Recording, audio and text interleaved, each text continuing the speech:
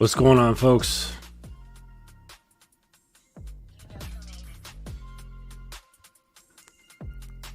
Good evening, good evening. This it's a good track. What's up, Uncle Guns, ET, Dukalux? Thank you. There's been a lot of talk of good men and what real men are, nice guys, all that bullshit, you know? It's like you guys are so obsessed with defining what the hell a man is. It's crazy. And I think that has a lot to do with looking for what is believed to be the thing and then reflecting on the self to see if you measure up. I think that's basically what's going on here.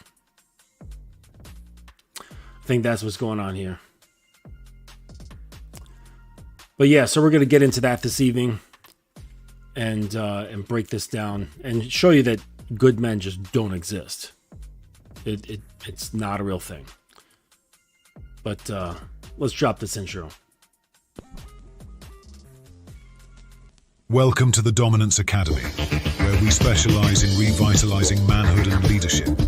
Our approach focuses on developing men to lead with strength and passion, enriching their lives and their families. We provide practical solutions and expert guidance in the realms of sexual education and the mysteries behind polarity and structured power dynamics. Join us at thedominanceacademy.com and restore harmony to your home while rediscovering the joy of a fulfilling masculine presence. It's time to step into your role as a leader and as a man. And now the host of the show, Mr. Justin.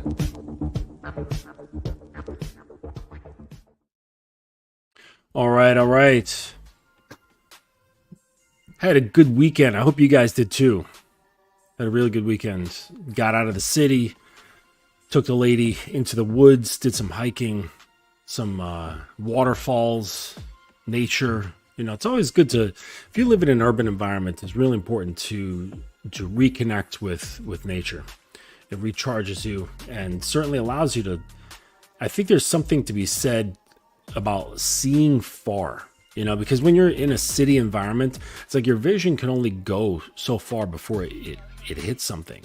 And there's something about standing at like a hilltop and being able to look out for miles and not having your vision obstructed. I think it like relaxes the vision.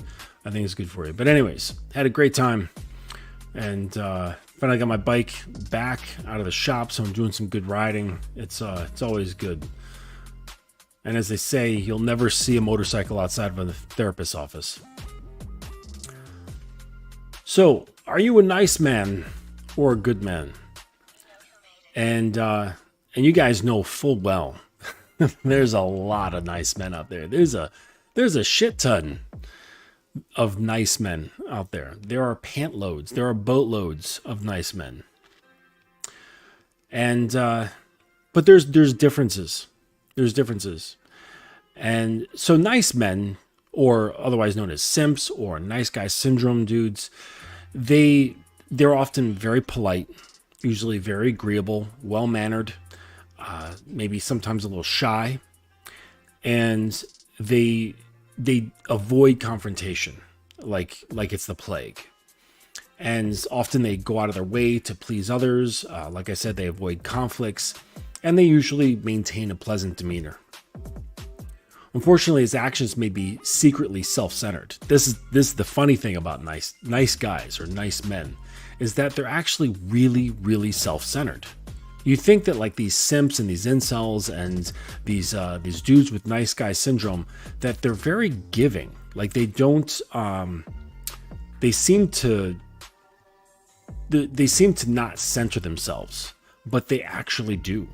They center themselves quite a bit. They're very, very self-centered. So, and like I said, they avoid confrontation rather than genuine moral principles. And he may prioritize superficial compliments over taking meaningful actions that make a positive impact in the world. In some cases, a nice man may lack assertiveness or fail to stand up for what's right if it risks his own comfort or popularity. On the other hand, good men, so to speak, they embody deeper values and virtues that go beyond mere politeness. They act with integrity, compassion, and a sense of justice, guided by a strong moral compass. He takes responsibility for his actions, considers the welfare of others, and strives to make positive difference in the lives around him. A good man is not limited by social expectations or fear of conflict when it comes to upholding his own principles. He may be assertive when necessary, and he may challenge societal norms or injustices for the greater good, even if it requires personal sacrifices. While a nice man may seek external validation and approval, a good man is driven by an inner sense of moral responsibility and values. A good man consistently demonstrates integrity and moral courage, regardless of external influences. He may take actions that are not always pleasant or popular, but he does so because he believes it is the right thing to do. A nice man may prioritize politeness and seek approval, while a good man embodies deep values, acts with integrity, and works towards making a positive impact. The difference lies in the motivations, actions, and character of these two individuals. Now, the reason why I'm saying that good men don't exist is because nice guys, or nice men, they have co-opted good, right? Because nice guys essentially think they're good. They don't really understand how bad they are for society. They don't understand how bad they are for women and their families. They think they're perfect. They think they're actually flawless, and they work hard to hide their flaws. And so what they have done is they believe themselves to be good, and essentially they are. Like, they're not going to go off like hurting people or whatever, but they're incredibly self-serving, and they appear as good, and so they've co-opted this sense of being good, and it has distorted things because there are good men in the world that are strong, they're virtuous, they live by principles, they have codes and rules in their lives. And this is ultimately what separates men and males. And how I've come to understand it, there's only two categories for the male species, and that would be males and men. And that's it. There's no like types or deviations or whatever. There's men and there's not men. Okay, and the not men come in all kinds of crazy shapes and sizes, all kinds of stuff, and it confuses people, right? Because some of these not men, they cosplay as men because they hear things and then they co-opt the things that they hear to make them sound like they're one of us, and that's just not the case. So it becomes extremely deceptive because in these days of virtue signaling and image creation, persona development, especially online, it's all too easy to start copying. And it can often fool you into thinking that you're doing something good. It can feel empowering, okay? But if you're doing this, you know what the truth is. If you look around and there's no respect coming from other men and women, if you don't have admiration in your life, then this isn't it. It's like, I was explaining to a client. He was asking me like, well, what is a man? And it's, yes, we can describe it as a man who has a set of principles that he lives by and rules and codes. But the thing is that this is all different between men. There's going to be some crossovers for sure, but essentially they are all different. They're all sovereign in their own right. So it's hard to describe, but I told him that when you're near a man, you know it, you can feel it. You feel it in his, dare I say, aura.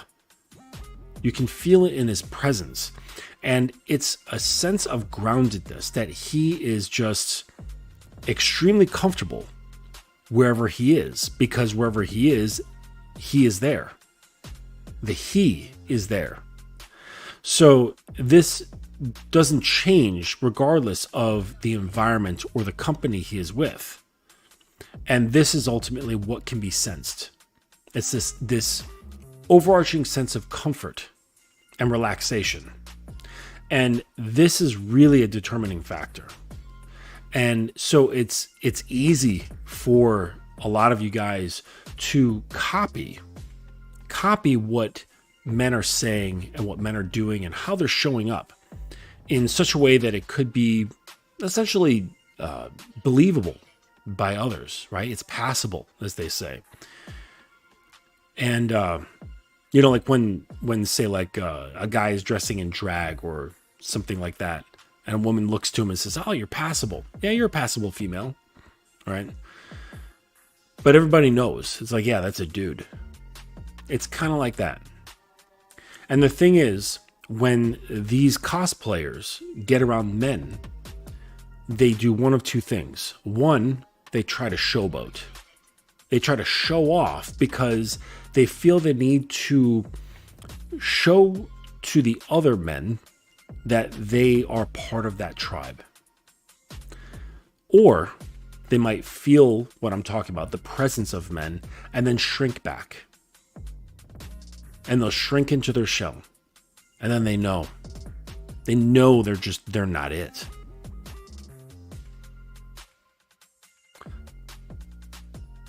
Salute to you guys. Marius K, I see you.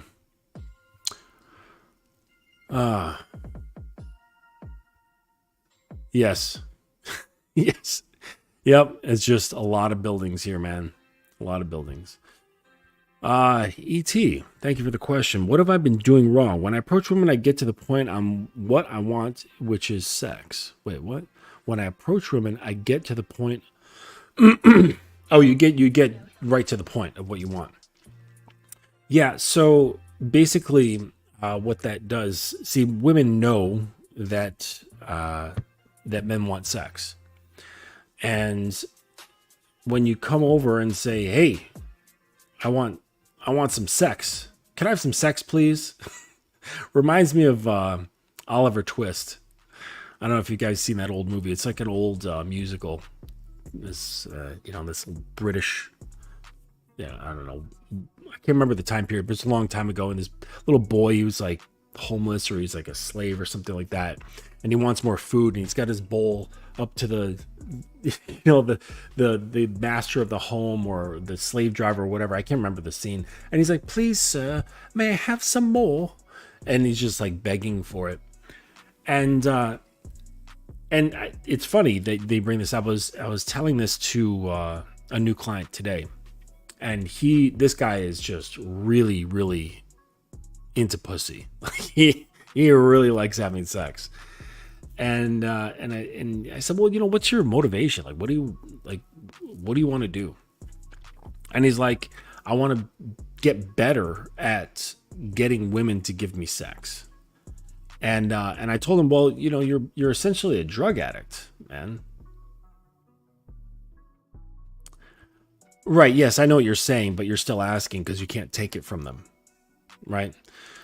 So it's telling me, I was like, "Listen, you're completely addicted to sex, and the reason why you're learning pickup and how to seduce women and all this stuff, essentially like a drug user who gets good at learning how to get their drugs, right? So there's like good drug addicts and there's bad drug addicts. Like the bad drug addicts, they are hooked, but they don't know how to get their drugs. They're not very good at it. All right. And they do stupid shit and they look like hell. And you've seen them around. But then there's drug addicts who are very good at getting their drugs. And you would also never be able to tell that they're drug addicts. That's how good they are. All right. And they've created a system. And it may seem like they're not drug addicts, but fact remains, they're drug addicts. So you can get really good at talking to women. You can become a pickup artist, and you can learn to seduce women into your desires. All right. There's a lot of manipulation techniques out there and they work. All right. But all you're doing is becoming a very skilled drug addict. So you can supply yourself with this drug very well, right? Versus somebody who's just bumbling around and they don't know what they're doing and they just kind of get what they can get. Okay. And so that's one problem. The other problem is that basically you're telling this woman that you think she's a whore. Okay. What do you think is better, fellas? Seeing a man hungry for sex or seeing a woman hungry for sex, right? Like, even just thinking about it, put a smile on my face. The idea of a man hungry for sex almost feels pathetic. It almost feels pathetic for a man to be hungry for sex, okay? Because understand this, anything that you are hungry for, and I don't care what it is, whether it's fame or money, a new car, notoriety, just anything, food, whatever it is, whatever is driving your hunger, this owns you. It will change your thought patterns. It will alter your goals. It will change how you think about yourself. It will change your actions, your habits, your behaviors, how you interact with the world, depending on how strong this hunger is for whatever that is, right? And I know some people who are extremely hungry for money to the point where their moral compass has become skewed. They will do anything. They will lie to a priest and steal from a baby if it gains them an extra 5 cents on a deal. Like it can get that bad with anything that you have hunger for. So that all comes around to where these attachments come from and understanding why they're so strong in you, right? And now the weird part is that when we're talking about sex here, it's attached to another human being. So whereas say like money or objects or success, these are inanimate objects, okay? With sex, it's attached to another human. So now the thing that is controlling you, all right, who has a grasp of your mind, is attached to a human. So now that person is in control of you. How can you call yourself a man if a woman is in control of you?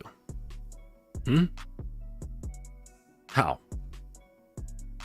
Isn't it sexier to be well in control of your impulses, such that you don't ask a woman for anything, but she's asking it from you?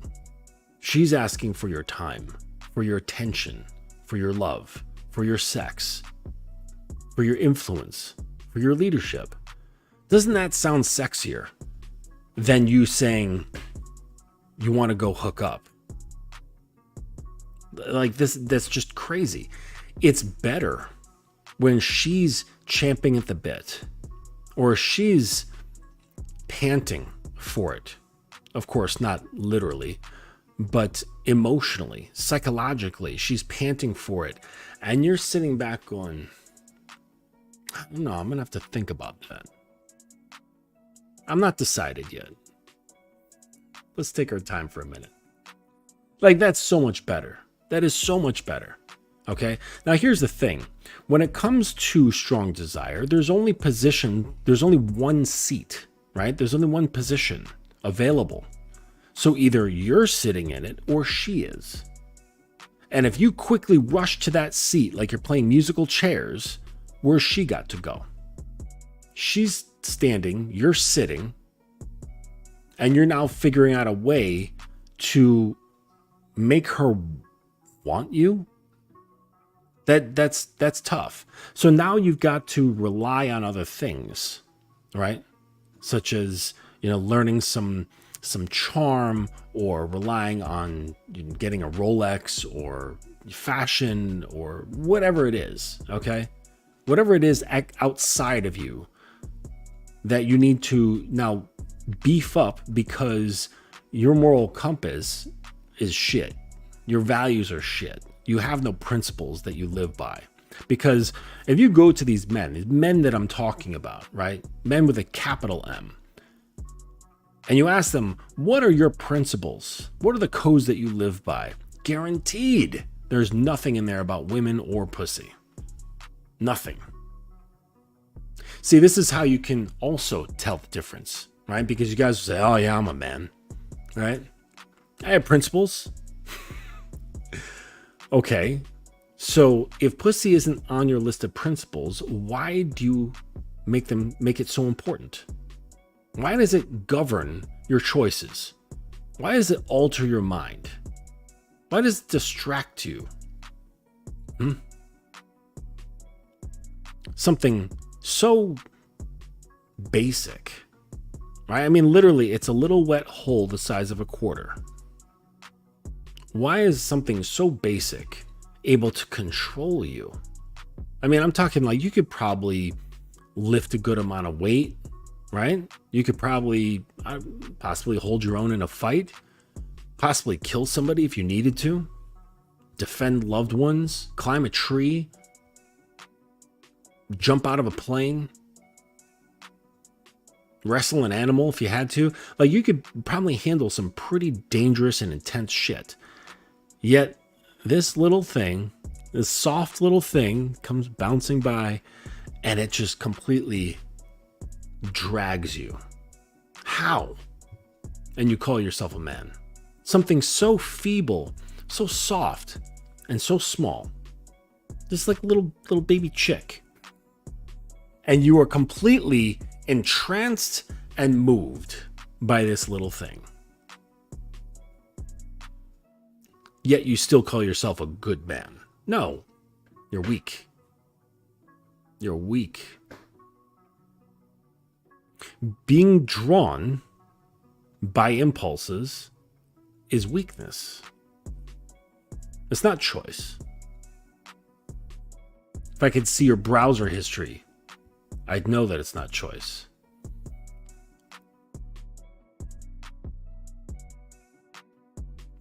Oh yeah, there's nothing like a woman that craves sex from you. Absolutely.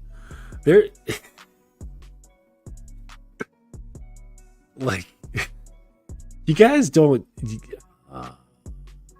It's like your hunger. Sorry, your hunger just gets in the way of creating yourself in such a way that garners this behavior from women that's so pleasant, it's so enjoyable. Like when she's hungry and she's like, please, daddy, will you fuck me? Daddy, can I have an orgasm? Daddy, can I suck your dick? And you're like, I don't know, let me see if you've been a good girl this week. Right? Like, you can't lead if you're being led. Dude, does that make sense? Like, it's really simple math. The conductor, I talk about the conductor all the time. The conductor cannot lead the symphony if he's engrossed in the music. If he is immersed in the music, he cannot lead the orchestra properly. It's impossible. You cannot lead and be led at the same time. It doesn't work. It doesn't work. And you're going to try to figure it out. You're going to try to find some kind of loophole where you can maintain your addiction to lust and pussy while still learning to be a leader. Still learning how to be influential when you can't even influence yourself because you're covered in a blanket of warm, soft pussy. Okay? Like a little baby. All right? You can't do it. You absolutely can't do it. But yeah, Kevin, like there's nothing like it. And it goes even further when you're so comfortable and unmoved by it. That, like, it's just something else. And it's not trying to be unmoved. You just aren't moved. Like, almost like, you go to a party or something like that, and like it's like this fantastic spread, great barbecue, they got good drinks, or maybe it's like fancy and they've got somebody walking around with hors d'oeuvres or something like that, and you're just not hungry.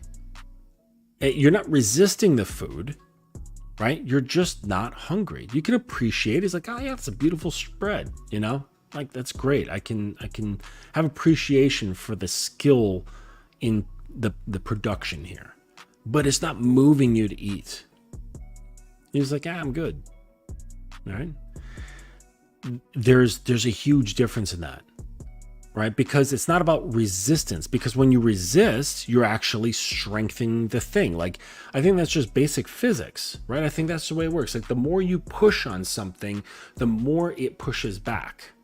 Okay? What's that stupid bumper sticker thing? Whatever you resist will persist. It's dumb, but, you know, it's actually true. No. Okay, so I'm not saying letting go of wanting to have sex with women, because if you're a man and you no longer want to have sex with women, then you're really not like a complete male human, like in the species, right? I'm talking about your lust, your craving, okay? And understanding how that affects your thinking patterns and your behavior patterns. Like, if you're changing shit up to get pussy, you're fucked. I hope that's clear. You know, not just to you, ET. Like, I'm talking to like any man who is listening to this. If your choices are altered by pussy, you lose. You've lost before you even have put your clothes on for that day. You've lost before you've stepped out the door. Like, if you're like, oh, I'm gonna go out and get laid, you're being run. You have a leash around your neck and it is yanking you. But if you guys want to know a good source for collars and leashes, let me know. Yes. The sexual woman that is sexually attracted to you is fire when she actually wants it from you. Yeah, the funny thing is, though, is that when you finally get to that point, you're no longer moved to it, so it's not really fire, right? It just is. It's only fire. It's only fire when you're able to recognize something as fire, right? When something that doesn't move you and it just is, it's no longer fire. That's the irony of all of this, is that when you learn to let go of your craving, your lust, and things of that nature, that's when the things come to you, right? Your hunger actually drives women away, right? Because they can see it, they can smell it. It's like, even if they think you're cute or they're attracted to you, and they may even sleep with you, it takes away the magic for them. It takes away the magic for women. And I talk about the magic with like the architecture of storytelling, like in some other videos where I'm talking about like the Beauty and the Beast idea and that whole structuring that goes on in their head. It's like, if the Beast was all about her, it would lose the magic. But you can't pretend. Like, you actually have to not give a shit. For real. And you might think like, well, shit, that's kind of hard. Like, how do I not give a shit about this thing that I've been conditioned to give a shit about? Okay? You have to learn to decondition yourself. Right? No, there's a lot of things in play here. Yes, you have a natural impulse to want to have sex with women. It's part of your nature as a male human being, okay? I'm not saying rid yourself of that, but that's just a very basic baseline, okay? It's not meant to be the way it is here. This over-sexualized, pervasive, constant inundation of subtle and not so subtle cues, right? Of bug on my screen. Of sexual lust and desire. So over time, you start developing this subconscious, like, constant feed, right? Coming at you all the time, increasing and changing that baseline human natural desire for sex, right? It becomes amplified. And now this has been conditioned into you for ages. All right. Well, a lot of times, like through advertising, through media, through movies, music, and all this shit. Okay. So what you think is your natural impulse to want women, it has been amplified beyond your natural human impulse. Okay. And that's where this lust and this craving comes into play. All right. This is where you'll be thrown off your square. This is you dropping your baton and not being able to conduct the orchestra. Okay? It's essential that you learn to let go. But like I said, it's a funny thing. When you let go, that's when it comes. Because think about it. Women are surrounded by guys just like you, E.T. Surrounded by them. Okay? I don't think guys could really fathom what it must be like to be even a relatively attractive girl, right? Like just like average or slightly above average good looks. Okay? We're not talking hot chicks, right? An average to slightly above average. They are inundated daily by men who want to fuck them in such boring, predictable, and rote ways. They've seen it all. They've heard it all. By the time they're 30 years old, nothing is new. Nothing is new. That's why men stand out so much. That's what they mean when they're like, where have the good men gone? They're actually just saying, where have the men gone? Right? You know, because I've explained to you the whole thing, like the nice guy, bad boy dichotomy. It's basically the same thing, right? It's two faces of the same coin that deals with protecting the ego from just two different stances. The bad boy protects himself by keeping women at a distance. That's how he learns to cope, right? And getting his drug supply.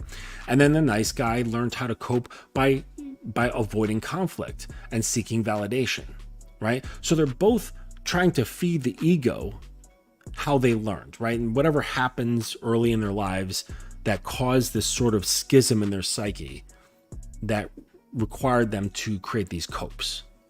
Okay. And so they're like dealing a lot of times with bad boys because they're more exciting, right? They create that roller coaster effect. It's exciting, it's arousing, right? And quite possibly the sex is better, but it's not fulfilling, right? It's like doing a rail of cocaine. Right? It gets you riled up, and then your fucking dopamine receptors get fucked, and then you go down. And then you go up, and then you go down. You go up and down, right? So it's exciting and gets the woman amped up and very emotionally charged and sexually charged, but it's not fulfilling. There's no lasting, fulfilling, satisfactory effects. So over time, it ruins her. And after a while, they have a breaking point, and they say, all right, I'm done with this. Where are the good men? So she goes over to the guys who's saying, I'm good. Look at me. All right. I would never treat you like that. I will help you pack up your apartment when you move. I will fix your bathroom sink. Right.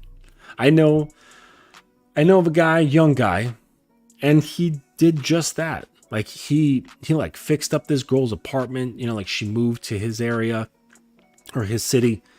He helped fix up her apartment, helped her get settled in, and she basically used him. She used him for his good graces. And so all these types of guys, like, I'm good, and she'll try them out and then realize that he's not it either. Right? But at least it's safer emotionally than the bad boy, but it's also lacking in all kinds of stimulation. There's no fulfillment still, right? Because he's a fucking dud, right? You can't get fulfillment from just eating the icing, right? That's what nice men are. They're just the icing. Looks good, it's sweet, right? But there's no real nutritional value. Okay?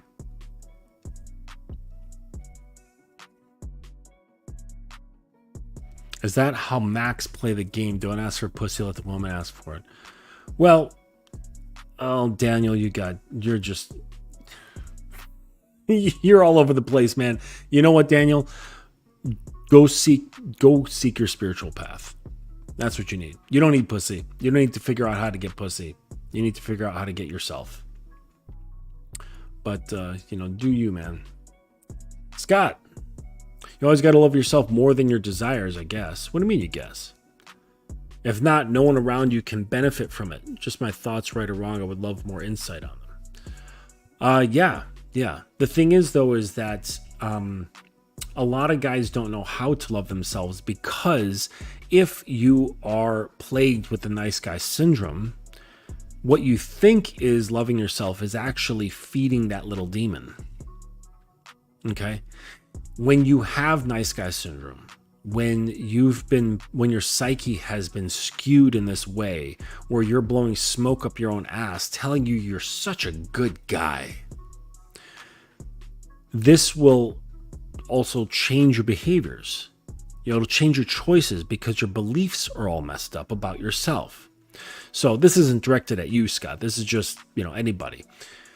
So anyone who has this has a warped sense of self. And so all of the things that you think are doing good for you, they're going to be altered because it's contaminated. The sense of self is contaminated. So everything that you do for the self is from that contaminated self. You see what I mean? So everything you do is fucked until you get your head straight about who you are. Everything. Now, of course, this isn't a path of perfection. Okay, but it's better to remove as much poison as you can than do nothing at all, right? But you're going to spend a lifetime working on things, refining things, because the wisdom of self will get deeper and deeper and deeper as your time goes on. Okay, so this is why me is an old man coming back around and paying it forward, all right? Because I didn't have people in my life who were explaining this stuff to me. So you guys who are growing up with YouTube, you lucked out, but instead you're watching nonsense, red pill, and how to talk to girls and bullshit like that. 1 second.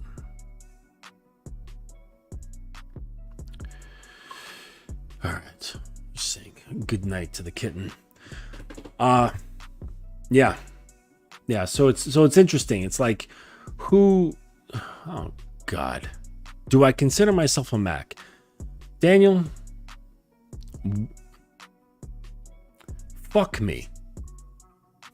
Okay? Worry about yourself. I consider myself a man. That's it.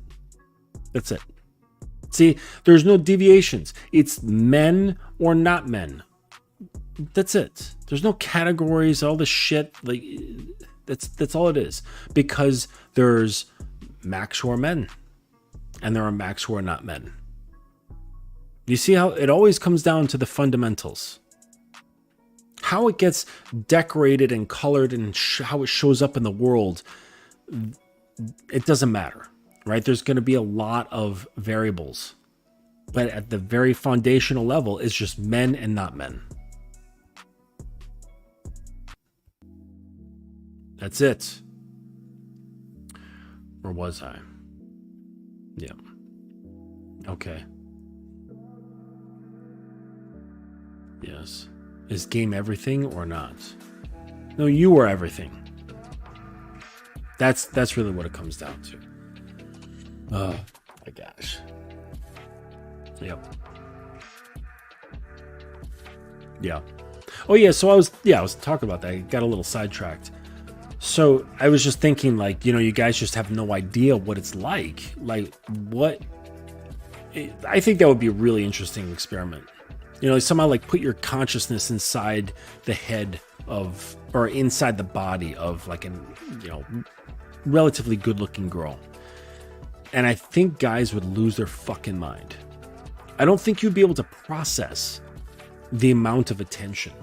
And so they get all these very easy and boring and bullshit offers from guys. And it's like, oh, another one. Well, okay, he's kind of cute. All right, well, you know, at least he's got like a nice car. Well, I haven't been laid in a while. Okay. All right, I'll give him a go.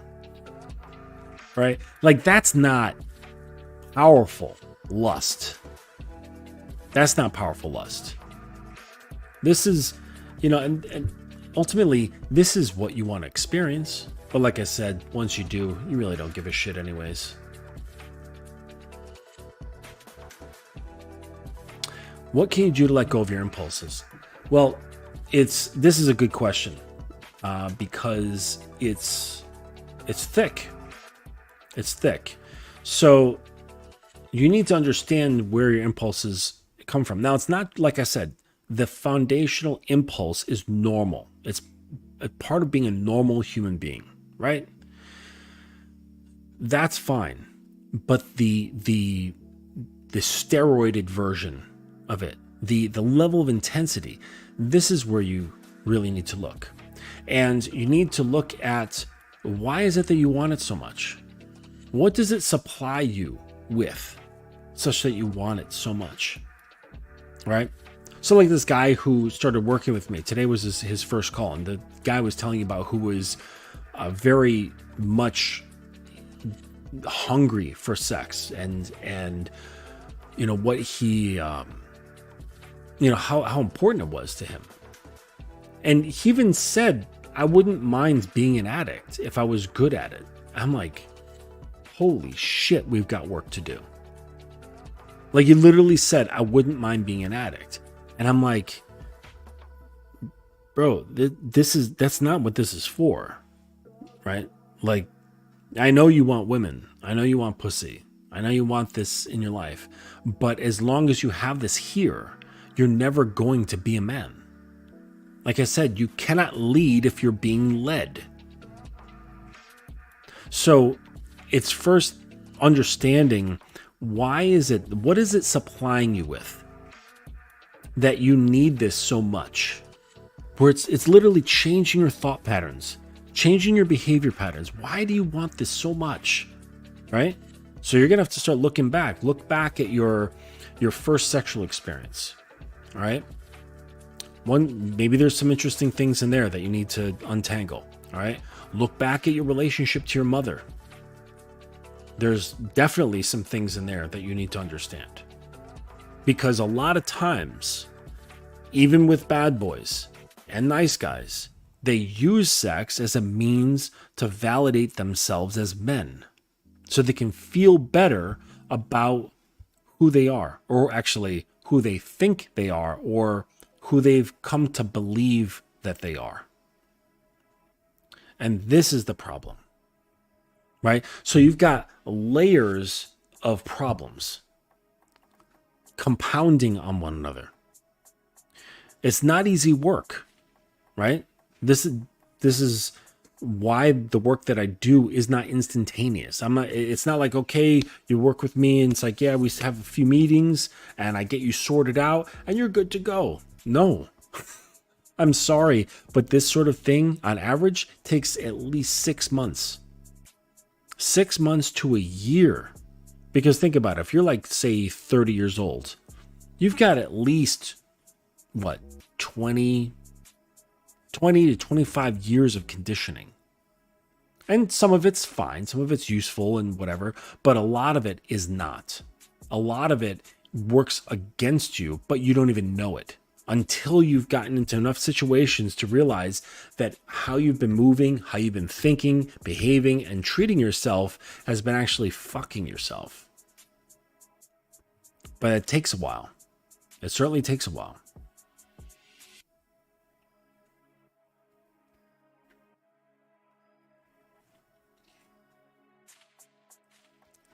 Russ, good to see you, man. Miguel, how do you kill approach anxiety for good? Talk to a lot of women. Actually, start with just people in general. Okay. Now, if you are one of those people who has no problem at all talking to anybody, you know, you're getting on the bus, you shoot the shit with the bus driver before stepping on, or at the grocery store, waiting in line at the movies, out and about walking your neighborhood, just whatever. You know, you're at the park and someone's sitting next to you, like, hey, you start shooting the shit with them. You have no problem with them, but women, you start feeling this issue. Well, now you've got to start thinking, what is it about women that you're so afraid of? Why do you have fear of this little cute little chickadee, right? Soft and pliable. And why are you afraid of that? Okay, so you got to start looking into the roots of these beliefs and these conditionings. And then you'll start sorting out, say, figure it out. And you go, oh, okay, I get it. And then once you start seeing the structure, then it becomes easier to deal with this. Generally speaking, though, if you just have anxiety about just in general talking to people, just do it a lot. Talk to everybody, anybody. You see some old lady walking down the street, she's got this scarf, say, hey, miss, you know, that color scarf looks fantastic on you. Have a great day. Right? And that's it. Like, compliments are an easy thing to do, right? You're walking by, some dude's washing his car. Hey, man, nice whip. Good job. Like, that's it. Like, you just leave a compliment in the passings, okay? You can ask questions. Just simple shit, right? To get used to sharing energy with people, sharing conversational energy with people, right? And then the more you do it, just like any skill, riding a bike, playing the guitar, learning to swim, boxing, whatever it is, of course it's going to be uncomfortable at first. That's just the nature of things. And then you become conditioned to it when you do it over and over and over, right? Like, I tell you, like, I race motorcycles. The first time I was on the track and you go on the straightaway, coming into turn one at 120, 130 miles an hour, it scared the shit out of me because I've never ridden that fast. Now when I'm at the back straight going into turn one at 150, 160, it's no problem because now things are more moving in slow motion because my nervous system, my mind, everything's conditioned to it. So it's okay. It's not this point of anxiety anymore. Yeah, don't worry about it, dude. You're just hungry for pussy. It controls you. Yeah, exactly. Yep. Approach as many as women as possible every day.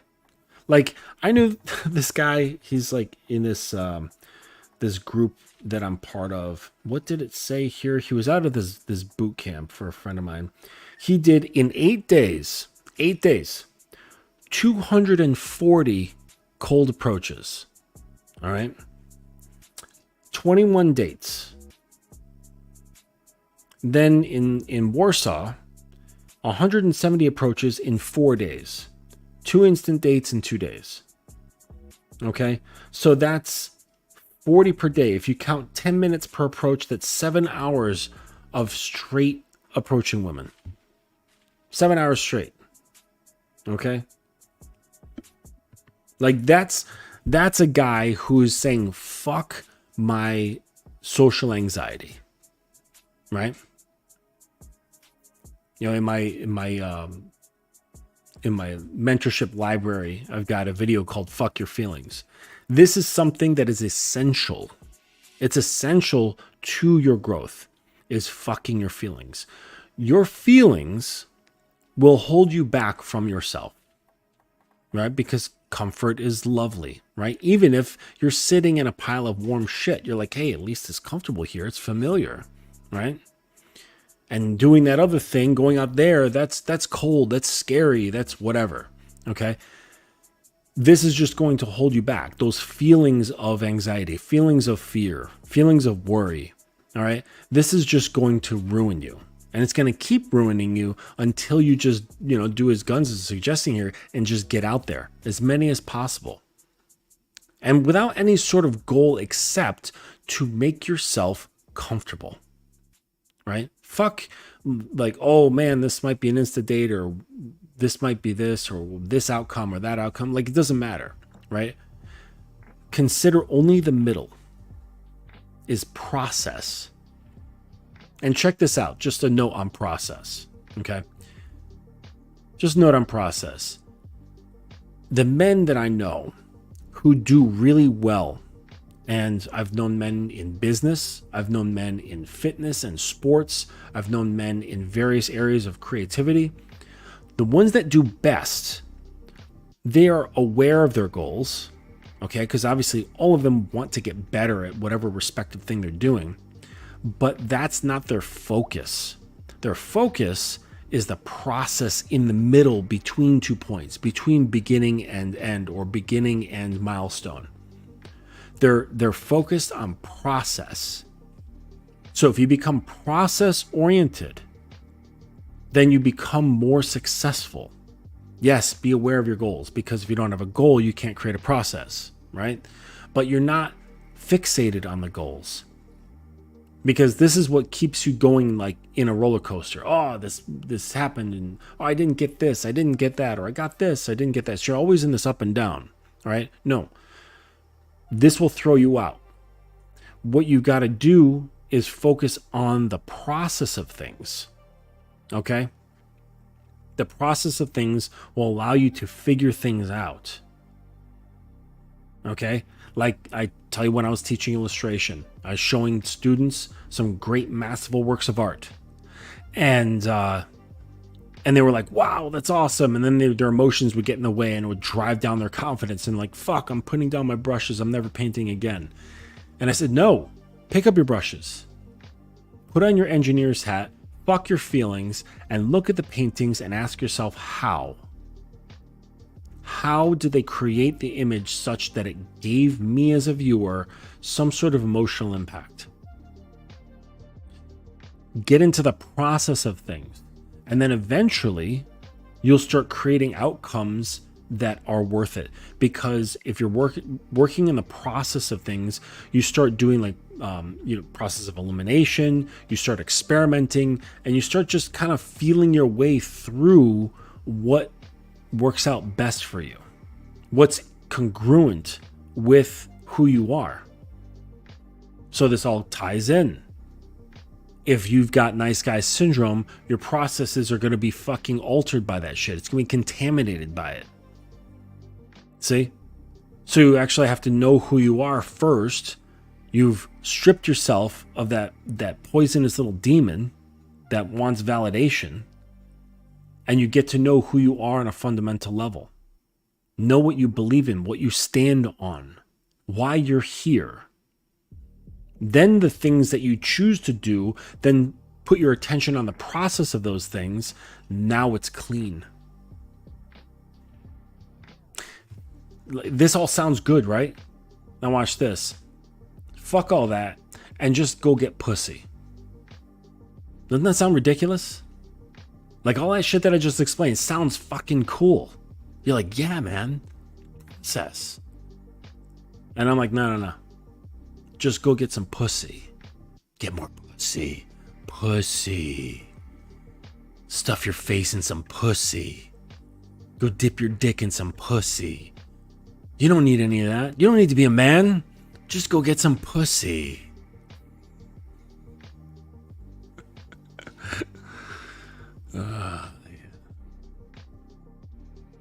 Yeah. That's why I hear that fear and inaction will snatch years off your life. Yeah. And you don't even... Yes, that's exactly it. Yes. Because Enrique, when I get that, I bet that when you were just getting into sales, you were really focused on the sale. You're like, oh man, did I get the sale or did I not get the sale? And you're always going like this, right? And so you're like up and down. I win, I lose, I win. And once you start looking at the process, you start figuring out how people think, and your interest then goes into people, not the sale. Your interest now becomes people and how they think and what moves them, and you start gaining a more intimate understanding of the human mind. And then that becomes really fucking interesting. Like when you really start getting into sales and psychology, it gets really interesting. And now, like, that's what's drawing you into talking to people.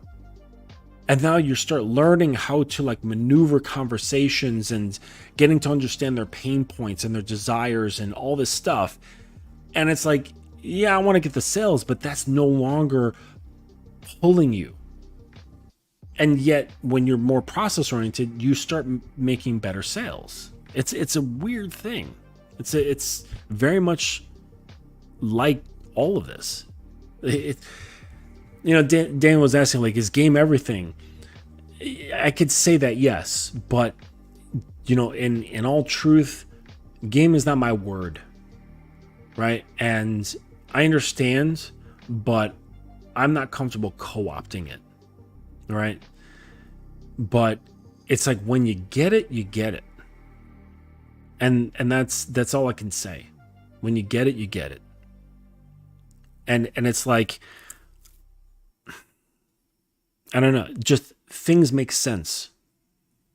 And it really starts with making sense of yourself. And it's not like coming to terms with understanding yourself. I said making sense of yourself. Making, like making pancakes, making a sculpture, making a song, making a plan, right? It's concerted effort to create something. That's what make means. Make something of yourself. So it's a making process, okay? And when you go in there, you're going to find that there's a bunch of shit that you didn't put in there.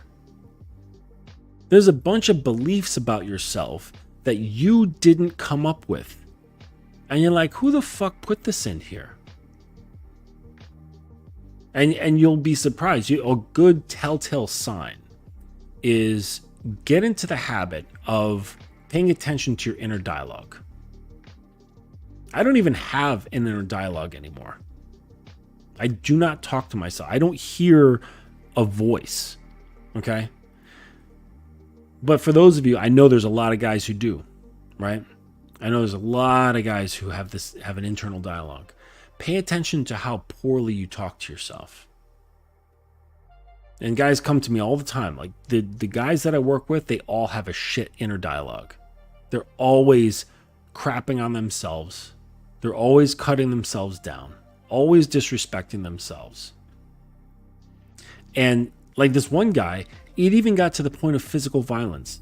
Like if he fucked up, he would literally hit himself in the head when he did something that he found to be, a very high level fuck up. Like he literally put violence on his own body. Like that's screwy. I mean, we perform violence all sorts of ways, like excessive drinking, smoking, drug use, addictions, right? Consciously making bad decisions that are going to fuck you in the ass, but you do it anyways. Impulse, right? It's like you start looking and you start seeing this is the beginning and like, man, like this is a lot of fucked up shit in here. Okay. Now you can either go one way and figure out where those things came from and why you started that sort of belief in yourself and the dialogue to begin with, or you can just recognize it, and you don't have to go digging into the past and say, you know what, this shit is stopping now.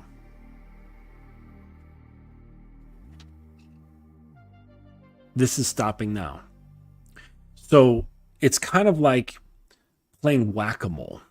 All right. So I talked to my guys about using the three tools, right? The three main tools of a man: the hatchet, the compass, and the axe. All right. And typically, as it's described, is one uses these things for other people, right? The hatchet is to check and cut off unwanted words and behavior, right? Typically in the context of dealing with women, but you can use a hatchet anywhere, all right? And so it's doing that, right? The compass is for redirecting, right? Because it's not good enough to just say, stop saying this or stop doing this. Like, that's unacceptable. Don't treat me this way. Don't talk to me like this. That's only half-assing your boundary, right? You then have to use the compass to show them what is the proper way. You will talk to me like this. This is the behavior I expect. This is how I'm to be treated. And you show them verbatim, right? And then the axe is really just for cutting people out of your life, right? One swing and it's done. The hatchet and the compass can be used on the self. And it takes some practice, which is why I brought up like the whack-a-mole analogy. If you're not familiar, whack-a-mole is this game. It's like this big board with these holes, and this plastic mole, like this little animal, kind of comes up, and you have this mallet, and you hit it, and it makes the mole go down, and then it pops up over here, and you hit that, and it pops up over there, and you hit that, and it's just this ongoing nonsense. You try to build up your points. The mole represents your negative feedback, right? The negative self-speak, and it's going to come up, and you have to just whack it down. Essentially saying, this behavior, this type of talking is not allowed here. We don't talk like that here, not in this house. What we do say is, and then you redirect what is to be said, but in a positive framework. All right. By positive framework, I mean you need to state it in positive terms. So if you say, like, let's say you're giving up drinking. All right. Let's say you drink too much. You don't say, I'm a non-drinker, right? Because that's saying non, that's putting a negative statement in there. Okay. You say, I enjoy beverages that are healthy for me. See, it's the same thing, but just flipped. And obviously alcohol is not healthy for you, so it wouldn't fit into that paradigm. You don't have to mention alcohol. You don't have to mention never or not or no, none of that stuff. You just say, I enjoy beverages that are healthy for me. And that's it. Okay.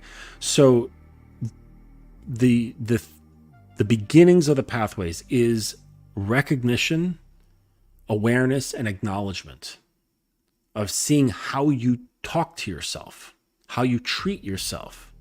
Then from there, you can start, like, once you see it for a while, you're like, oh shit, like I really don't have, I've got respect problems when it comes to myself. I wouldn't maybe go so far as to say I don't have respect for myself. Like, that's not what I'm saying. But you might have some problems with it. You might have some issues with some respect for yourself. But once that awareness has grown and you can see it now, that's when you can start playing whack-a-mole. And you start just knocking them down. They'll pop up again because that little fucking demon likes to be in this place of comfort. It's like, no, you don't need to feel better. No, we're good. Like, right here, this is you and me. This is all we need, right? You don't need to feel better. You got me. And you're a piece of shit. You're not going to excel. You're never going to grow. You don't need to grow. You got me. And it's this dark little piece of shit that pretends to be your friend, that pretends to get your back, right? You don't need to venture out.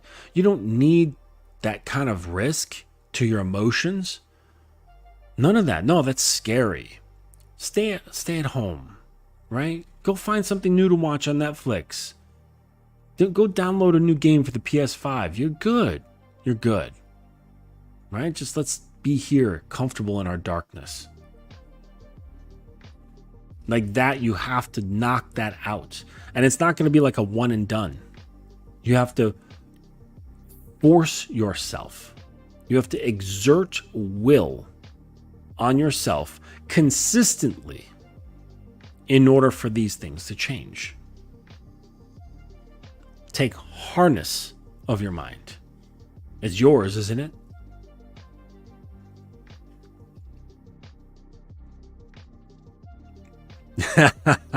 Yes. See how easy that is? See how easy that is? Just start talking about pussy and like, oh yeah, I was thinking about pussy. Hey, pussy's great, right? I like pussy just like any other man.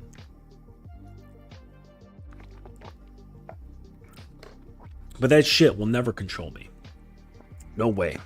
No way. Like if I don't know, for some reason, just like all vaginas just locked up. Yeah, that I don't think that'd piss me off or get under my skin at all. Now, if someone was like, riding motorcycles is punishable by death, I think that would bother me. All right. I'm perfectly fine in saying that my obsession with motorcycles is controlling me. I'm perfectly fine with that. It ruins my wallet sometimes when I want to buy parts, but, you know, that's life. That's better than dumping money on a woman, right? Just so you can get laid. Think about it, like all that time you spend, like thinking, planning, changing, doing, all this stuff, just so you can go, for 10 minutes. You guys are crazy. You guys are fucking crazy. Crazy. And when it's strong like that, that makes me think that you got issues with dopamine, man. Like, you know, we get, and it's partially not your fault because we're in a culture now where you have a dopamine generator in your hand almost all the time, right? You have a dopamine generator in your hand almost all the time. And so you become addicted to it. You get addicted to these small shots of dopamine, right? So it's partially, you know, not your fault, but it is, right? Another thing I tell my guys is that they need to take detoxes, social media detoxes, okay? Because, well, it fucks your thinking. It really does. You don't think it does, but it does. It really does. And you can tell because if you're, you know, like when you wake up, it's like it's like hard to see a little bit. You know, your eyes are adjusting to the light and the focusing and all this shit. If you're struggling for your eyes to like come awake and your phone's already in your hand, you've got a problem. You have lost control of your own mind. What you should do is the second you wake up, just sit up, like don't go take a piss. And for 2 minutes, just listen to your own breathing. It sounds weird. All right. Just try it. Try it for a month. All right. Let's see how big your balls are. All right. If you can just muster up the strength to sit for 2 minutes, right? And don't bother touching your phone. Just create a timer. Just judge what the fuck 2 minutes are, okay? The minute you wake up, sit up in bed, back straight, close your eyes, and focus on your breathing for 2 minutes. That's it, all right? For 1 month straight, and see what happens. Okay, then get up, go take a piss, go make some tea or coffee, review what you're going to do for the day, then grab your fucking phone. Try it. Guarantee you'll feel a difference in your mind. Okay? You don't want to start your day with anxiety, with a big old shot of dopamine. Like, get control of your fucking head. And that's what all this is about. That's what all of this is about. It's about gaining control of your mind. Right? You want to be a man? Control yourself. That's what this is. Being a man has a harness on himself of his own design. He has harnessed himself. Like, this is why, you know, there's romanticism around, you know, like the ideal soldier, right? We have this vision of this ideal soldier, right? Or this is why in the West we've romanticized the samurai, okay? Things like that, because it's like you look at these guys and they're incredibly well-honed beings. Maybe a little too much, but still passionate too. They just, well, it's just Japanese culture, but we've romanticized these archetypes, right? Of the honed warrior who has control of his mind, control of his body, his impulses. He works on skills. He lives by a set of honor codes. Like, how close to that are you? Or you just want to get laid? Right? It's like, it's really a very simple, clear delineation between men and not men. Men seek control over themselves. Not men don't. They could care less, as long as they're getting whatever makes them feel good. And they can look like men and sound like men, but they're not men. Not at all. Yes. The science on social media and phones affecting your mind is no joke. Yeah. Yep. Yeah, I've got mixed emotions about even just being on YouTube, right? Because a lot of times, guys, you can just get addicted to watching fools like me talk to you on YouTube. And it's like, are you really getting benefit from this? Like, I came on because I knew I hadn't been on in a while. I had a couple things on my mind that I wanted to share, and maybe it would prove to be a little bit thought-provoking. But is it really going to have an impact on you? No, not really. Like associates of mine who do the same thing. Like, you guys aren't really being impacted by them, are you? No, because you watch for an hour or whatever, then you click them off and you go back to being you. And then the next day you do the same thing. And the next day and the next day and the next day. And it's like, well, a year has gone by, and like, how much of you has actually changed from all this consumption of information? You might know a lot, but what was I saying before? Knowledge isn't power, is it? It's an illusion of power. Knowledge put into practice, knowledge put into action, that's power. Right? You look at like a military strategist versus a military strategist who's also a warrior. There's a big difference between those two guys. Okay? So it's like, how much of all of this knowledge that you're gaining through watching idiots like me and, the people that I associate myself with, along with, whoever else that you're consuming, how much of it are you actually putting into practice on a daily? And how much have you changed between now and, say, 8 months ago? Really?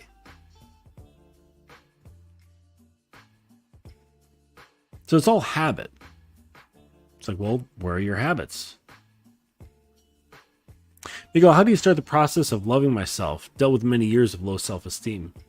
Well, you can look at how you're punishing yourself. You look at your habits. Do you eat like shit? Do you have, chemical dependency, drinking, drugs, tobacco, what have you?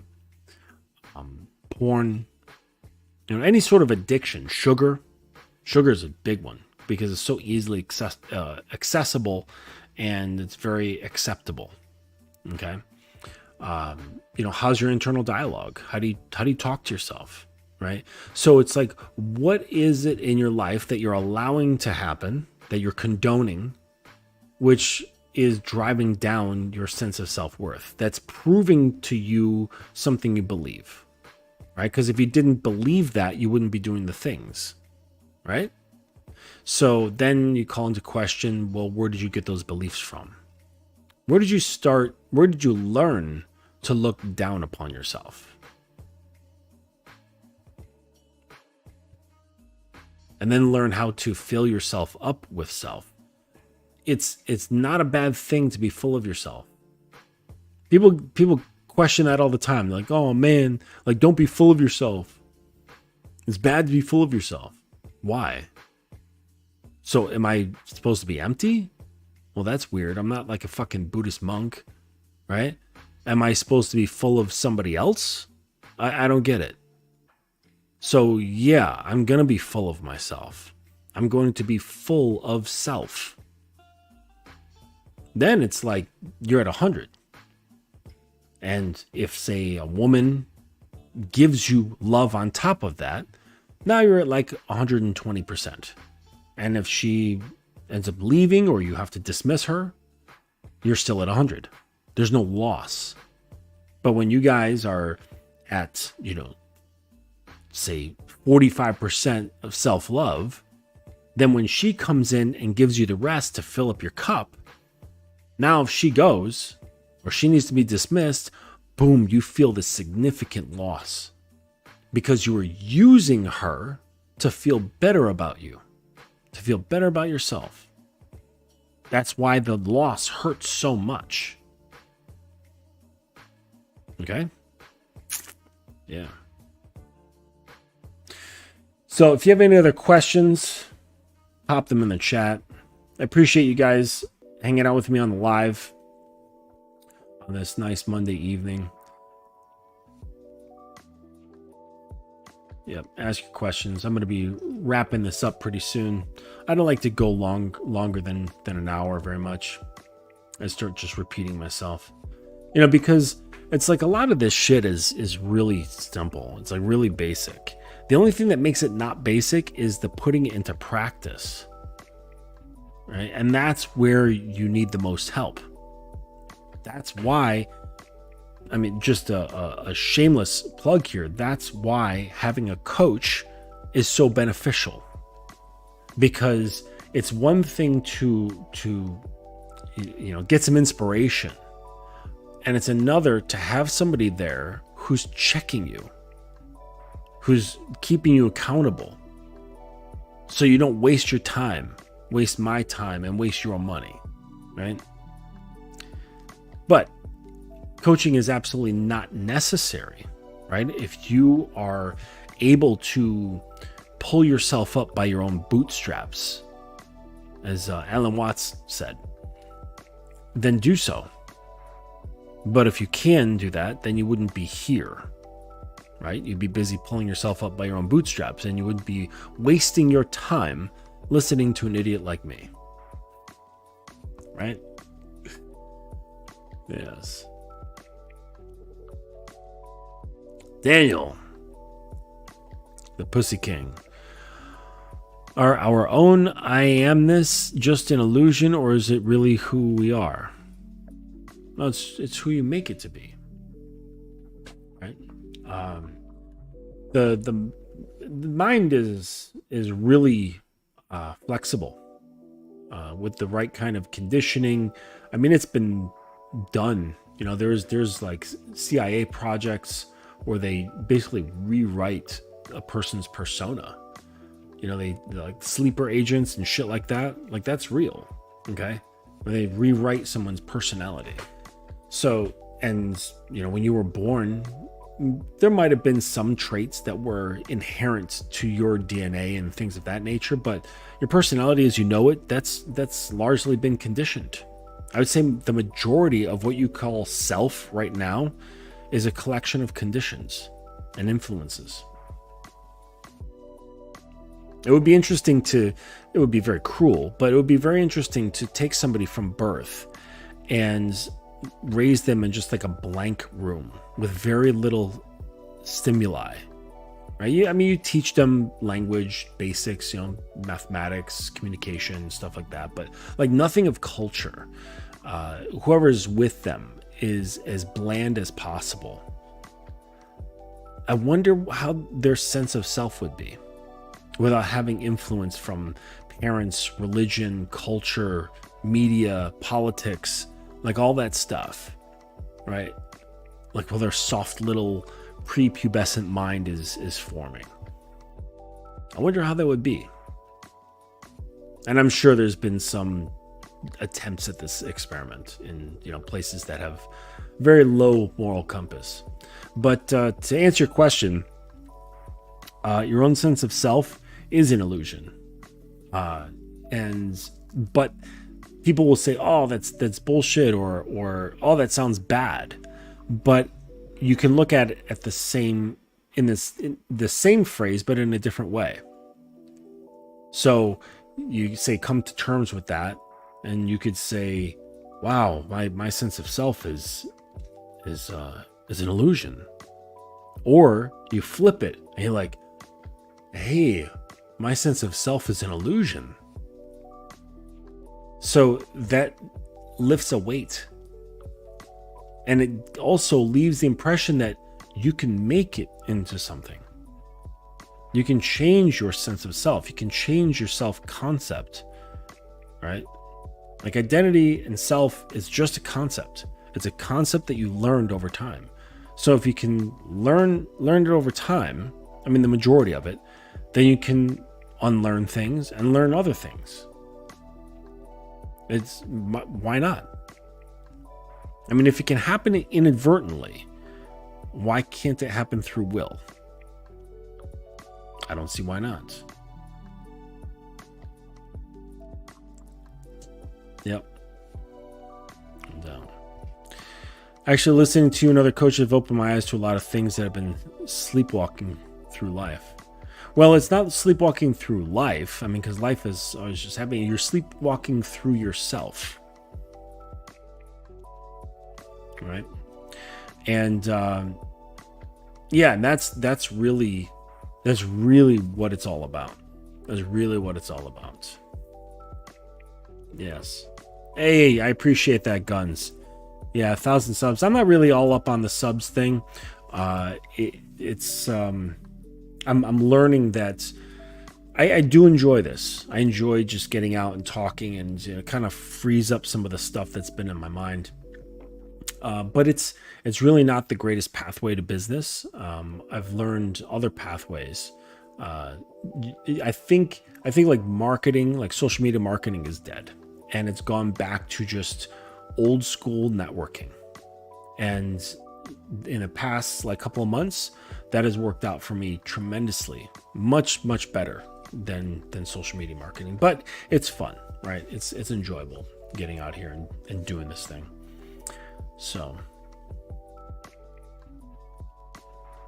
yeah, well, you're not automatically in control. You have to take control, right? I can't remember who told me this, but like either what was it? Like you have to control your own game, or or either you're playing your own game or you're going to be playing somebody else's. It was something along those lines. So there's always a game being played. And if you don't start playing your own, by default, you're going to be playing someone else's, like according to their rules and all that shit, right? So it's like this whole thing, like about like pussy, like being driven by pussy and being controlled by pussy. That's just a microcosm, a small example of a much larger structure that's happening. Okay. A lot of coaches that I associate with famously say what they say: the game isn't about women, right? The game has nothing to do with pussy. It doesn't. It has nothing to do with women. The funny thing is, though, is that they're like this nice condensed example of the world, and women can really show you who you are and who you're not very quickly. It's a very useful tool for self-discovery, right? If you're open to it. But if your ego is open to it.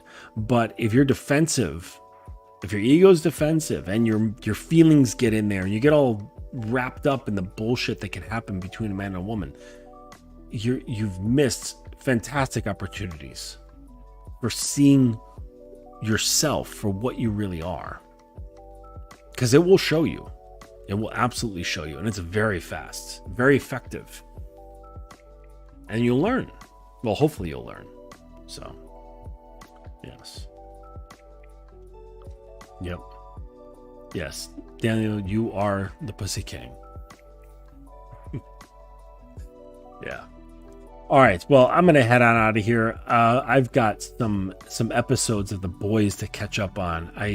I'm well behind. I just started season 4, and there's so I've got quite a bit to catch up on. So just a reminder that nice guys, nice men, good men, they're all the same thing. Good men don't exist. Nice guys have co-opted the word good. So just ignore all that. Ignore labels. Ignore labels. You're either a man or you're not a man. And that's it. It's not any more complicated than that. If you don't know what that is, explore, learn. Take yourself as a project. Take it under control. Examine it. Learn yourself. It is the only worthwhile practice in this world that will only give you nothing but great gains. So I'll leave you with that. If you have any questions, please email me, justin@thedominanceacademy.com, or you can message me on Instagram, and that's thedominance.academy. And if you'd like to go check out what I have going on, go to thedominanceacademy.com. There's information there about getting on the mentorship program. Things have gotten quite busy, so in order to save myself my time and my energy, my prices have increased. So if you've been thinking about it and you've missed out, it's almost tripled in price, and that's to save my time and energy. But the coaching must go on. The other wares on there, there's books, ebooks you can download. There's a free one available to you, and then the other ones there are really good. The sex book you should definitely pick up. It's only I think I had it at like $35, and it's not going to teach you how to be a man, but it will teach you how to be a good lover. So if you've got a girlfriend, or you're seeing a few women, or whatever, or you're married, check out this book, and it will absolutely help you become a much, much better lover, right? Your woman will not know what happened to you, and she'll be thinking like, is there like a body swap here? Like, what's going on? So, but yeah, check out that stuff. If you got any questions, shoot me an email or what have you. Thank you for being here on the live, and thank you for those who are catching it on the replay. I appreciate you all, and thank you for the support, and I'll see you again sometime soon. Take it easy.